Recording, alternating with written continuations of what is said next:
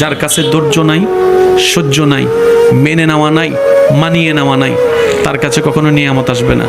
এই ক্ষেত্রে আমাদের অনেকের মনের একটা চাপা প্রশ্ন থাকে, জানতে চাওয়া যে ধৈর্য তো অনেক ধরেছি, আর কত ধৈর্য ধরবো, সহ্য তো অনেক করেছি, আর কত সহ্য করব।